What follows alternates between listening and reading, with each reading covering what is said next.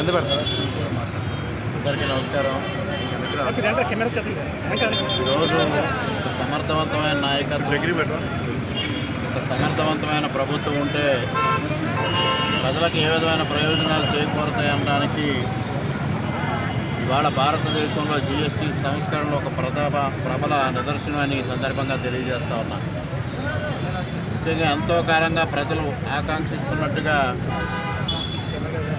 August 15 ఎర్రకోట నుంచి ప్రధానమంత్రి గారి ప్రసంగంలో జిఎస్టీ సంస్కరణ తీసుకొస్తాం, 4 స్లాబులు 2 స్లాబులకు తగ్గిస్తామని ఏదైతే చెప్పారో దానికి అనుగుణంగా ఇవాళ జిఎస్టీ మండలి ఏకాభిప్రాయంతో 2 స్లాబుల విధానాన్ని తీసుకొచ్చి 12%, 28% స్లాబులను పూర్తిగా రద్దు చేయడం జరిగింది. అదేవిధంగా ముఖ్యంగా సామాన్యులకి నిత్యావసర వస్తువులు, వ్యవసాయదారులకి వ్యవసాయ పనిముట్లు, ముఖ్యంగా ఆరోగ్యాన్ని పరిరక్షించే విభాగానికి సంబంధించి అనేకమైన మార్పులు తీసుకురావడమే కాకుండా జిఎస్టీని ఆ రంగాల్లో గణనీయంగా తగ్గించడం జరిగింది. దాదాపుగా ఇవాళ రాష్ట్ర కేంద్ర ప్రభుత్వాలు కలిసి 48,000 కోట్ల రూపాయలు ఆదాయం కోల్పోతున్నప్పటికీ కూడా ఎటువంటి మెరుగు లేకుండా ఇవాళ నరేంద్ర మోడీ గారి నాయకత్వంలో కేంద్ర ప్రభుత్వం పెద్ద ఎత్తున సంస్కరణలకి దారితీసిందనేది ఈ సందర్భంగా ప్రతి ఒక్కరూ గ్రహించాల్సిన అవసరం. ముఖ్యంగా ఏదైతే ఆర్థిక రంగంలో పురోగమనం భారతదేశం ఉన్న నేపథ్యంలో ఇవాళ ప్రజల ప్రయోజనాలను కాపాడమే లక్ష్యంగా ఇవాళ నరేంద్ర మోడీ గారు పనిచేయడం జరుగుతూ ఉంది.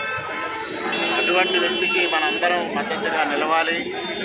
ఇవాళ ప్రపంచంలో అసూయ ద్వేషాలతో భారతదేశం పట్ల దాడి చేయాలి, భారతదేశాన్ని ఒంటరి చేయాలని ప్రయత్నం చేస్తున్న అనేక శక్తులకి ఎదురొడ్డి నిలుస్తున్న నరేంద్ర మోడీ గారికి భారతదేశ ప్రజానీకం అంతా మద్దతునివ్వాలని సందర్భంగా తెలియజేసుకుంటూ ఇవాళ ఈ జిఎస్టీ సంస్కరణ తీసుకొచ్చిన సందర్భంగా ముఖ్యంగా నరేంద్ర మోడీ గారికి వారి ఆలోచన విధానాన్ని అమలు చేయడం ద్వారా ఆర్థిక శాఖ మంత్రి గారు నిర్మలా సీతారామన్ గారికి ఇద్దరికీ హృదయపూర్వకంగా శుభాకాంక్షలు, అభినందనలు తెలియజేసుకుంటూ భారతదేశ ప్రజానీకం తరఫున కృతజ్ఞతలు తెలియజేసుకుంటూ తూర్పుగోదావరి జిల్లా భారతీయ జనతా పార్టీ ఆధ్వర్యంలో నరేంద్ర మోడీ గారి చిత్రపటానికి పూలాభిషేకం చేసి అదేవిధంగా సెప్టెంబర్ 17 నుంచి నరేంద్ర మోడీ గారి జన్మదినం నుంచి గాంధీ జయంతి వరకు ఏదైతే సేవా పక్షోత్సవాలు నిర్వహించుకుంటా ఉన్నామో దానికి సంబంధించిన కార్యాచరణ రూపొందించడం కోసం కూడా ఈరోజు తూర్పుగోదావరి జిల్లాలో